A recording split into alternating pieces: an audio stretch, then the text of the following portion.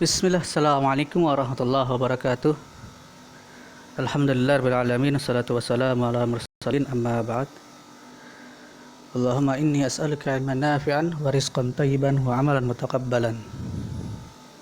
Anak-anak kelas 4 yang dirahmati Allah Subhanahu wa taala, selamat datang kembali dalam pelajaran pendidikan jasmani, olahraga dan kesehatan.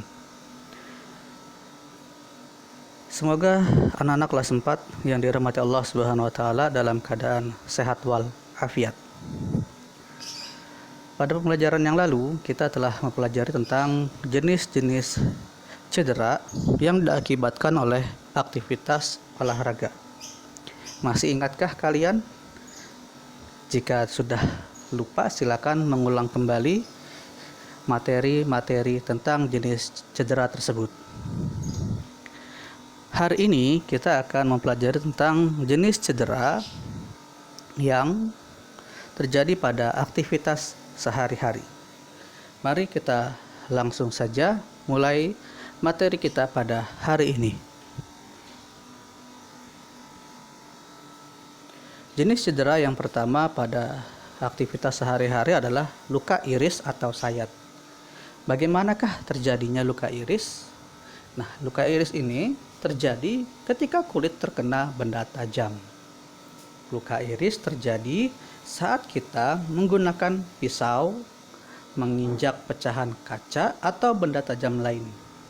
Luka iris tidak boleh disepelekan karena dapat menimbulkan infeksi. Cedera yang kedua adalah luka memar. Luka memar terjadi karena bagian tubuh terkena benturan benda keras dengan tekanan keras. Contoh luka memar yaitu luka karena terbentur meja, terkena pukulan, dan terkena tendangan. Luka memar ditandai dengan benjolan pada bagian tubuh yang terbentur, kemudian muncul warna kebiru-biruan atau lebam. Cedera yang ketiga yaitu luka lecet. Luka lecet terjadi akibat permukaan kulit tergesek permukaan kasar. Luka lecet umumnya lebih sakit atau perih daripada luka iris. Luka lecet dapat menyakitkan karena menjangkau banyak ujung saraf di bawah kulit. Yang keempat, luka tusuk. Luka tusuk diakibatkan benda berujung runcing atau tajam. Luka tusuk umumnya disebabkan benda runcing seperti garpu, gunting, obeng, anak panah, pecahan kaca, pensil, dan ballpoint. Kelima, luka gigitan. Luka gigitan penting diperhatikan dalam dunia kedokteran. Luka ini dapat menyebabkan antara lain, yang pertama, kerusakan jaringan secara umum, pendarahan serius jika pembuluh darah besar terluka, infeksi oleh bakteri atau patogen lainnya seperti rabies. Yang keempat, dapat mengandung racun seperti pada gigitan ular. Dan awal dari peradangan dan gatal-gatal. Yang terakhir adalah luka bakar. Luka bakar adalah kerusakan pada kulit yang disebabkan panas, listrik, zat kimia, gesekan, atau radiasi. Luka bakar mengakibatkan gejala seperti kulit melepuh, kulit mengelupas, kulit hangus, dan pembengkakan.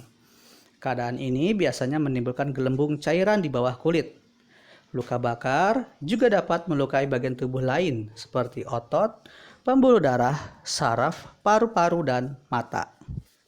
Nah, bagaimanakah cara menangani luka cedera tersebut? Yang harus kita lakukan adalah pertolongan pertama, yaitu pertolongan sementara yang diberikan kepada seseorang yang menderita sakit atau kecelakaan.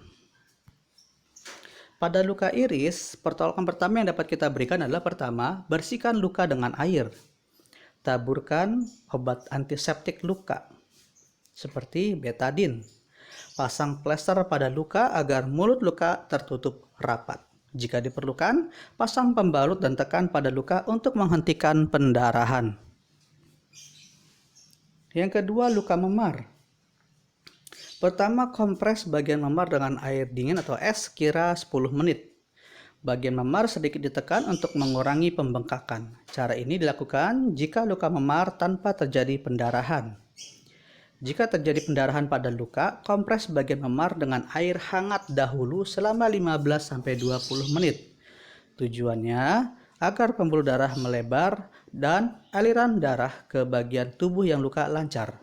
Dengan demikian, proses penyembuhan bisa relatif lebih cepat. Yang ketiga, setiap 3 jam sekali, ulangi pengompresan dengan air dingin dan panas bergantian. Pengompresan dilakukan hingga memar atau bengkaknya hilang. Kompres dingin untuk menghilangkan rasa nyeri dan kompres hangat untuk menghilangkan memar. Yang ketiga, pada luka lecet, pertolongan pertama yang dapat kita berikan adalah pertama, cuci kulit yang lecet dengan air dan obat antiseptik. Gunakan kain kasa untuk mengelap kulit lecet. Bersihkan tanah atau pasir yang menempel. Tekan bagian lecet dengan kasa bersih untuk menghentikan pendarahan. Tutup luka dengan plester berpembalut lebar untuk menutup luka di sekelilingnya. Yang keempat, luka tusuk. Luka tusuk terjadi karena masuknya benda tajam dan runcing. Pertolongan pertama yang kita berikan adalah pertama, jika masih terdapat benda tajam pada luka, sebaiknya jangan dicabut. Benda tajam yang tertancap mencegah pendarahan lebih banyak. Lakukan penekanan pada sekitar benda tersebut untuk mencegah pendarahan lebih banyak pada luka. Segera bawa korban ke rumah sakit atau klinik untuk mendapat pertolongan medis. Yang kelima, luka gigitan. Jika mendapati orang atau dirimu terkena gigitan hewan dengan luka ringan, berikut tindakan yang harus dilakukan. Pertama, bersikap tenang dan jangan panik. Kedua, segera cuci luka dengan sabun antibakteri dan bilas dengan air bersih. Ketiga, oleskan krim antibiotik pada luka. Dan keempat, balut luka dengan kain kasa. Nah, bagaimana jika kita terkena gigitan binatang berbahaya yang menimbulkan penyakit rabies seperti anjing, rakun, kelelawar, dan kucing? Maka berikut adalah tindakannya. Yang pertama, cuci luka dengan sabun dan air bersih, lebih kurang 10 hingga 15 menit. Kedua, oles luka dengan cairan alkohol atau cairan antiseptik. Ketiga, segera bawa ke dokter atau rumah sakit terdekat jika luka akibat gigitan menunjukkan tanda infeksi seperti bengkak, kemerahan, dan nyeri. Nah, demikian cara penanganan cedera yang dilakukan dalam aktivitas sehari-hari. Tugas untuk kalian semua di rumah adalah menuliskan cara penanganan cedera pada luka bakar. Bagaimanakah caranya? Silakan dituliskan foto dan kirimkan ke Google Classroom. Terima kasih. Assalamualaikum warahmatullahi wabarakatuh.